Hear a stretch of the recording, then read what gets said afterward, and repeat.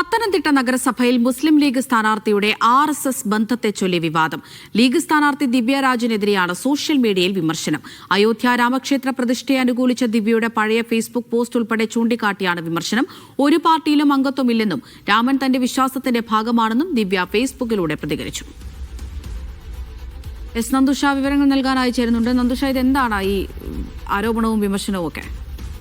അമൃത, പത്തനംതിട്ട നഗരസഭയിലെ 26-ാം വാർഡിലെ UDF സ്ഥാനാർത്ഥി ദിവ്യരാജിന്റെ ഫേസ്ബുക്ക് പോസ്റ്റുമായി ബന്ധപ്പെട്ടാണ് ഇപ്പോൾ പുതിയൊരു വിവാദം ഉയർന്നിരിക്കുന്നത്. ദിവ്യ രാമക്ഷേത്ര പ്രതിഷ്ഠാ ചടങ്ങിനെ അനുകൂലിച്ചുകൊണ്ട്, സംഘപരിവാർ അനുകൂലിച്ചുകൊണ്ട് ഒരു പോസ്റ്റ് ഇട്ടിരുന്നു. ഈ പോസ്റ്റിനെ ഉയർത്തിക്കാട്ടിയാണ് ഇപ്പോൾ എതിർ പാർട്ടിയിലുള്ളവർ പ്രചരണം നടത്തുന്നത്. അതിനോടൊപ്പം തന്നെ സംഘപരിവാർ അനുകൂല പോസ്റ്റുകൾ അതിനു മുൻപും ദിവ്യ നിരവധി തവണ ഫേസ്ബുക്കിൽ പോസ്റ്റ് ചെയ്തിരുന്നു എന്നുമാണ് എതിർ പാർട്ടിക്കാർ, അതായത് ഇടതുപക്ഷം പറയുന്നത്.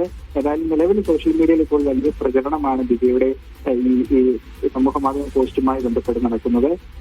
കടുത്ത RSS അനുഭാവിയായ ഒരു സ്ത്രീയെ മുസ്ലിം ലീഗ് സ്ഥാനാർത്ഥിയായി അവതരിപ്പിക്കുന്നു എന്ന തരത്തിലുള്ള വലിയ ഒരു വിരോധാഭാസം കൂടിയാണ് ഇടതുപക്ഷം അവിടെ ഉയർത്തി കാണിക്കുന്നത്. ഏതായാലും ദിവ്യക്കെതിരെ വലിയ പ്രചരണം നടക്കുന്നു. ഇതിന് മറുപടിയായി ദിവ്യ ഫേസ്ബുക്കിൽ കുറിച്ച പോസ്റ്റിൽ പോലും ഈ പറയുന്ന സംഘപരിവാർ ബന്ധത്തെ അല്ലെങ്കിൽ രാമക്ഷേത്രവുമായി ബന്ധപ്പെട്ട പോസ്റ്റുകളെ ഒന്നും തള്ളിപ്പറയാൻ കൂട്ടാക്കിയിട്ടില്ല. നിലവിൽ ദിവ്യ പറഞ്ഞിരിക്കുന്നത് രാമൻ എന്റെ വിശ്വാസമാണ്, മുസ്ലിം ലീഗാണ് എന്റെ ആദ്യത്തെ രാഷ്ട്രീയ പാർട്ടി, ആദ്യമായി രാഷ്ട്രീയത്തിൽ ഇടപെടുന്നത് അല്ലെങ്കിൽ രാഷ്ട്രീയമായി ഏതെങ്കിലും തരത്തിൽ ബന്ധപ്പെടുന്നത് ഈ സ്ഥാനാർത്ഥിത്വവുമായി ബന്ധപ്പെട്ട് മാത്രമാണ്, മറ്റേതെങ്കിലും രാഷ്ട്രീയ പാർട്ടിയിൽ തനിക്ക് അംഗത്വമില്ല എന്നും ദിവ്യ ഫേസ്ബുക്ക് പോസ്റ്റിലൂടെ പറഞ്ഞു വെക്കുന്നുണ്ടെങ്കിലും ഈ പറയുന്ന ഇലക്ഷൻ അടുത്തു വരുന്ന ഈ ഒരു സമയത്ത് ഇത്തരമൊരു പ്രചരണം പത്തനംതിട്ട നഗരസഭയുടെ UDF ക്യാമ്പിനെ തന്നെ വലിയ അസ്വസ്ഥമാക്കിയിരിക്കുകയാണ് നമ്മൾ.